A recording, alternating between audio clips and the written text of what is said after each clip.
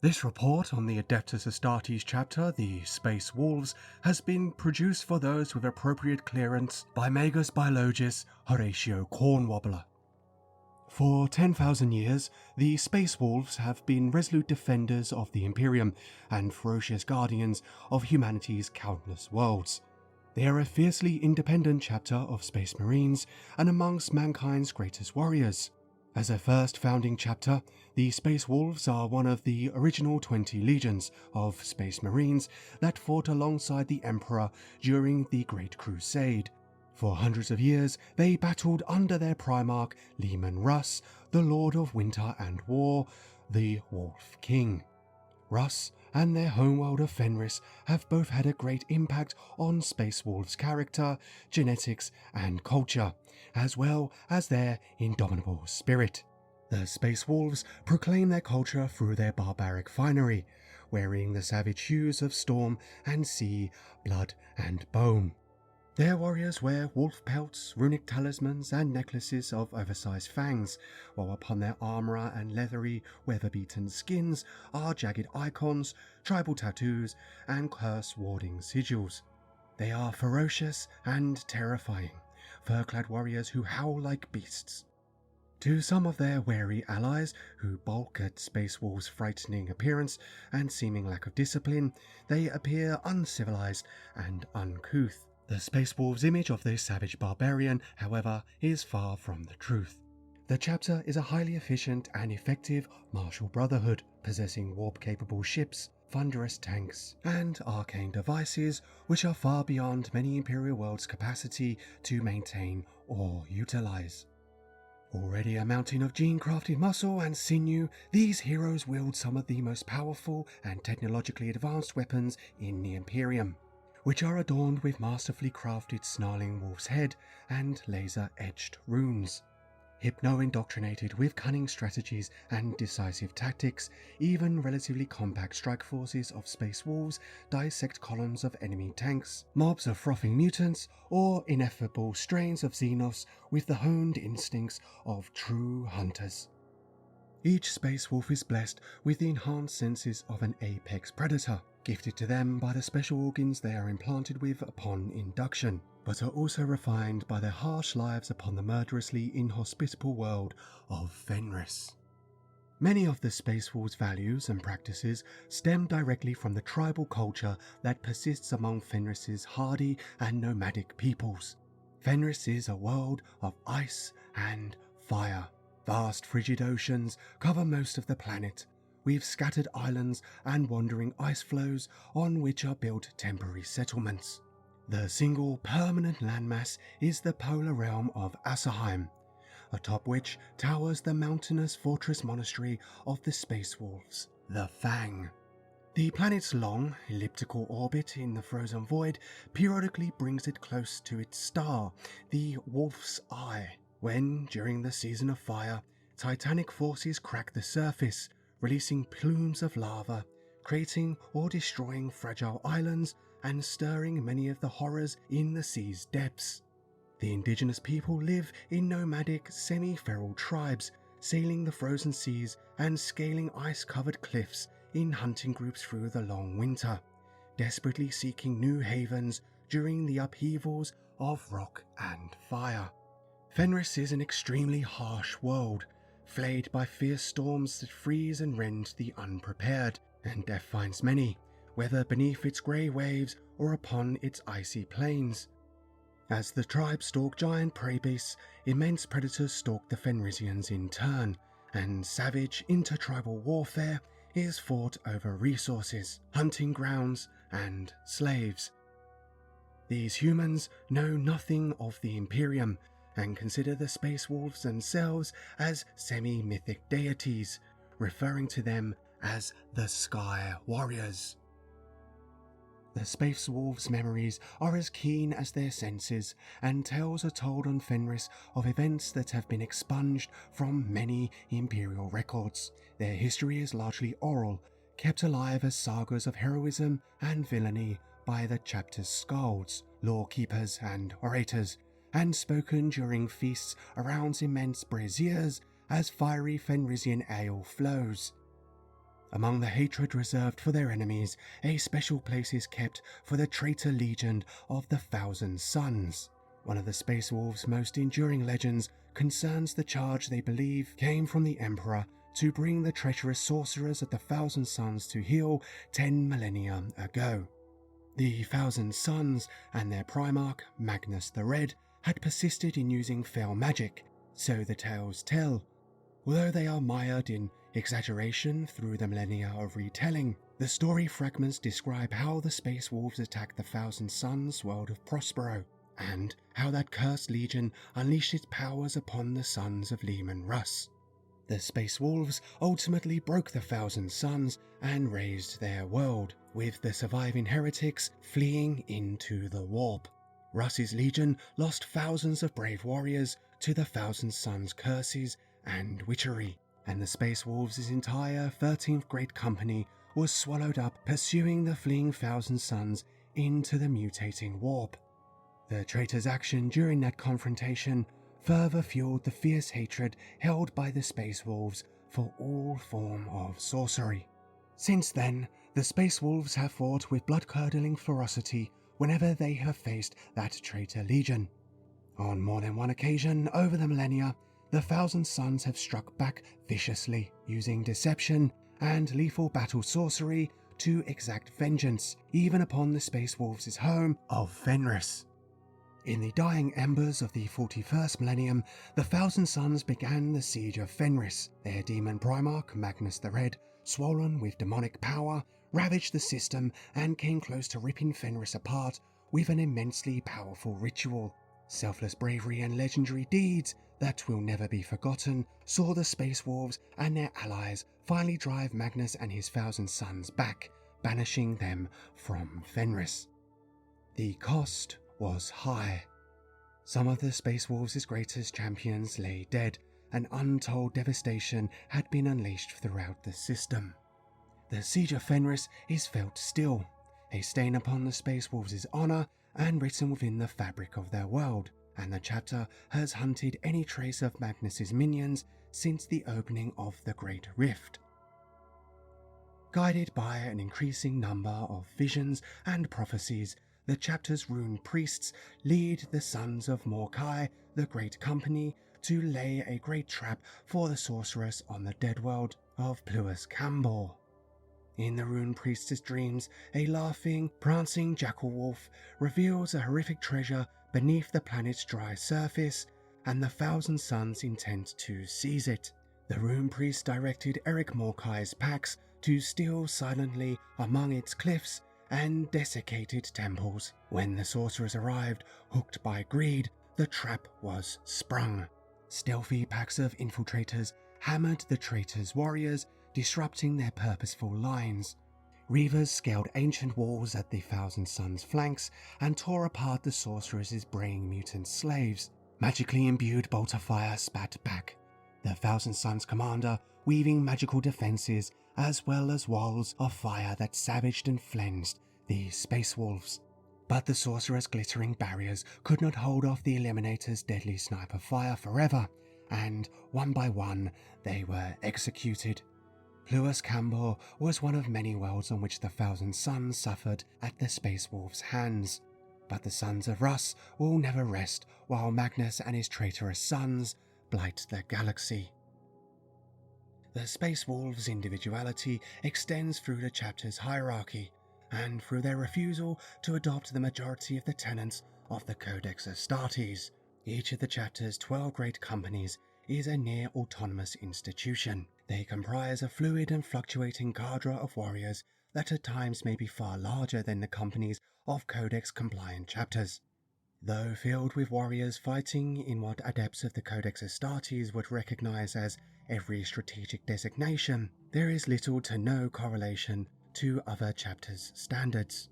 Each great company has access to its own forges, engines of war, and spacecraft. Together, its warriors have the skills to undertake any form of battle. Night hunts through the twisting maze of gutted cities, sieges of traitor citadels, thunderous dropcraft attacks, or vicious boarding actions in the depths of space.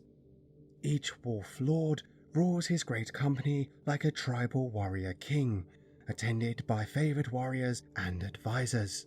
The Space Wolves do not utilize the title of many common chapter officers. Instead, they maintain priesthoods whose practitioners are bearers of unique wisdom and skills, each avowed to one of the great companies. In this way, the Wolf Lord can call upon the prophetic storm wisdom of the psychic rune priest, the shamanic techno-mysticism of the iron priests, and the spiritual guidance and chirurgery of the wolf priests. The Wolf Lords are answerable only to the Great Wolf, the master of the chapter, who also commands his own great company, a gathering of the greatest champions of the Space Wolves. The Great Company's warriors are divided among squad-like units known as packs. Depending on the pack's experience, temperament, and character, it commonly fights in one of several unit types. All of a Great Company's fiery-tempered and often reckless warriors fight in claw packs marked with jagged sigils in yellow and red. These commonly fight as blood claws or incursors, swift claws or inceptors, or in similarly aggressive roles. Once their Wolf Lord is satisfied they have become sufficiently blooded, or that their collar has been tempered by maturity, they become a hunter pack and rededicate their pack markings in red and black. Such packs form the majority of most great companies, and their Wolf Lord may direct them to fight as adaptable grey hunters or intercessors, suppressors, or the skilled crew of swift anti-grav vehicles. When a pack has survived countless campaigns, their remaining members, unperturbed and disciplined, they form a Fang pack, and their markings are the white and black of Asserheim's mountains. With calculated patience, these enduring packs wield the fury of destructive ranged weaponry as long fangs, aggressors, or hellblasters. Most Space Wolves remain with their pack until a valorous death claims them, but some are singled out for their great deeds and individual skills, assigned to other packs where their talents can be best used. Taciturn loners, spurring the hearty camaraderie of the Space Wolves, and more at home in the blasted wilderness, are sometimes reassigned to the Wolf Scouts. These packs fight as prey stalkers and shadow walkers. Grizzled, brooding, and murderous, they often fight as scout and reaver packs, or in smaller groups as eliminators. Warriors of all temperaments and character, if their valiant deeds match their hunger for glory, may be appointed to the Wolf Lord's elite companions, his Wolf Guard. There they fight in many different roles. Some Wolf Guard are gifted hulking suits of ancient Terminator armor, and some become battle leaders in their own right, leading strike forces of their lord's forces. Some Wolf Lords, like Logan Grimnar and Crom Dragongaze, maintain many packs of these highly skilled warriors. The character and favoured tactics of individual Wolf Lords mean their packs will fight in some roles more than others.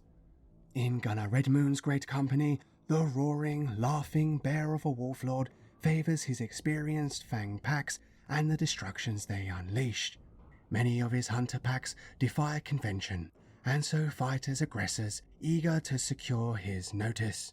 By contrast, the taciturn Eric Morkai commands large numbers of Phobos armoured packs and demands many of his claw packs fight with such war gear, even in roles commonly reserved for hunter packs and wolf scouts. So embedded is this way of war in the Sons of Morkai's great company that some packs have fought as reavers for decades. They darken their armour to the hue of a midwinter hurricane and embrace the grim nature of Morkai, the Fenrisian mythic being who guards the underworld. The growing sex renown has spread through the chapter, and the practice is now found in every great company.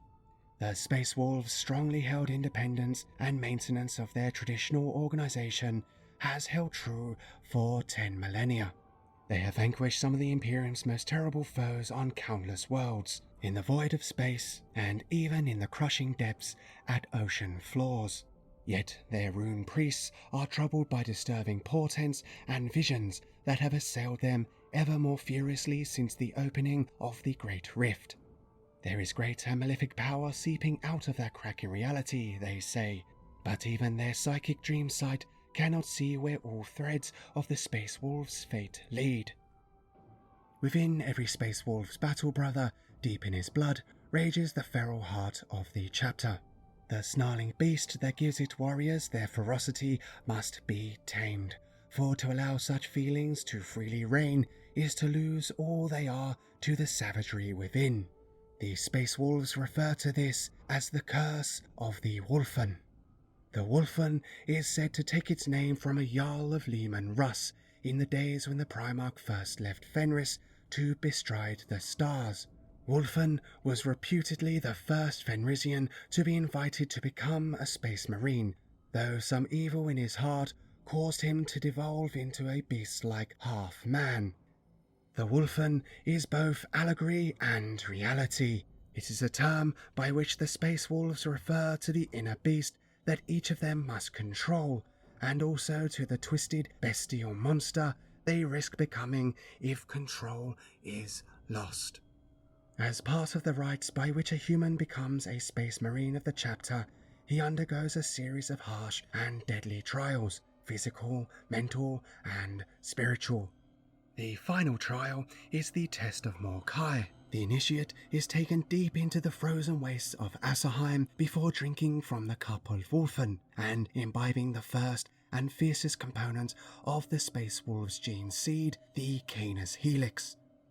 As his body absorbs the genetic material, his bones twist, snap, and reform. His body sprouts a shaggy mane, his teeth become fangs, and his nails lengthen into claws.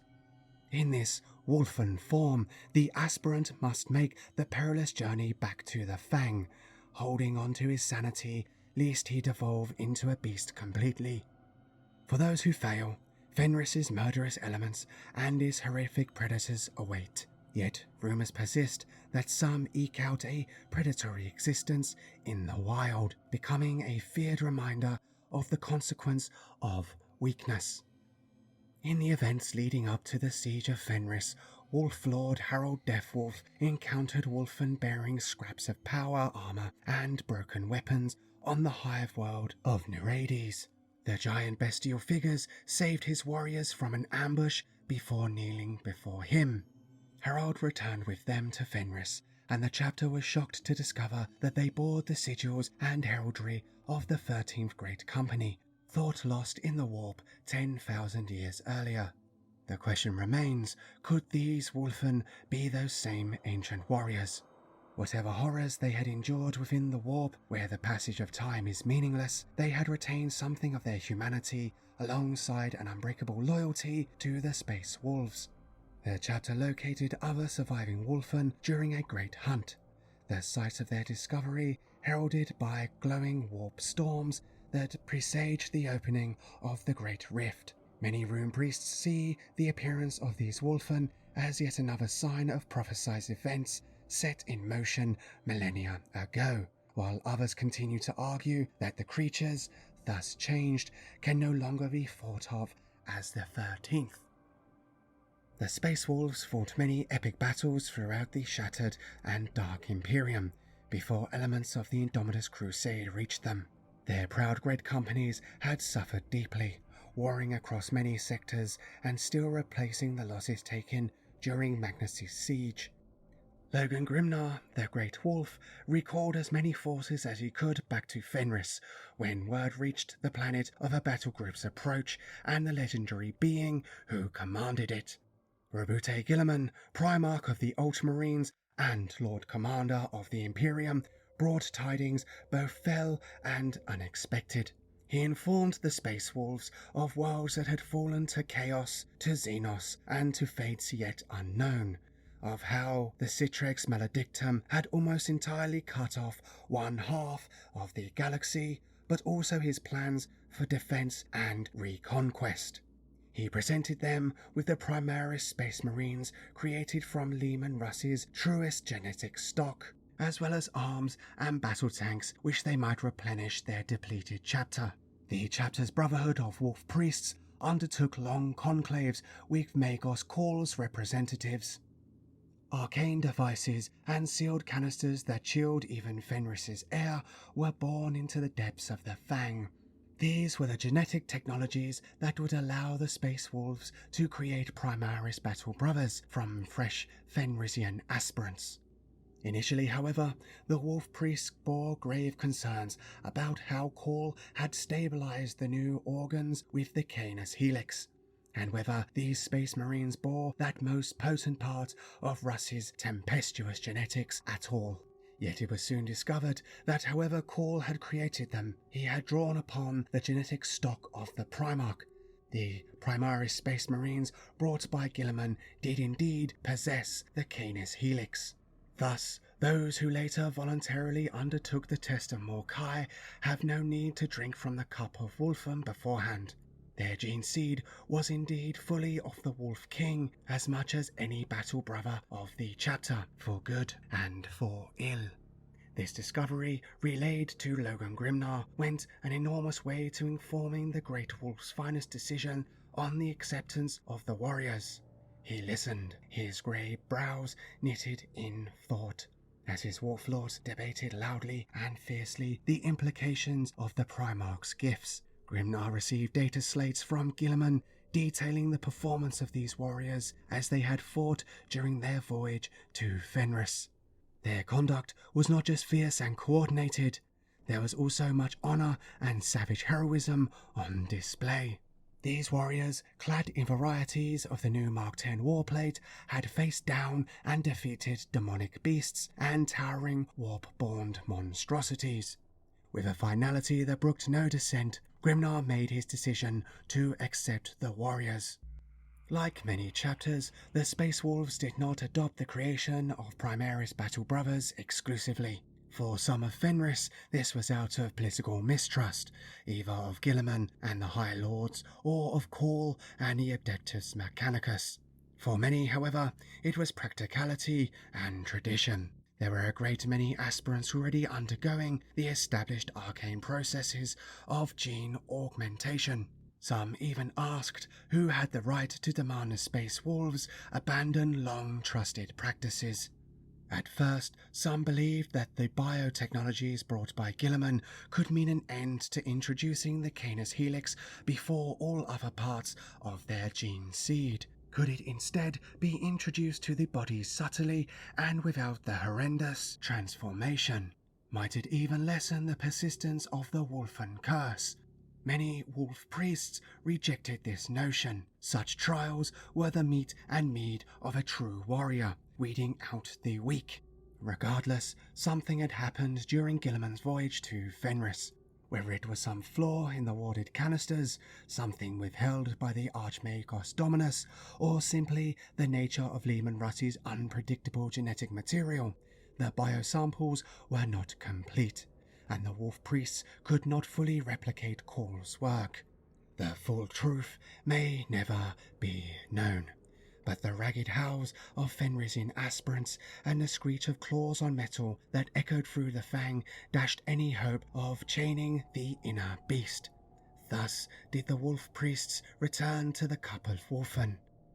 Only the Canis Helix, harvested from Space Wolf's gene seed and imbibed before all other components, could stabilize the new organs, just as it had been for thousands of years.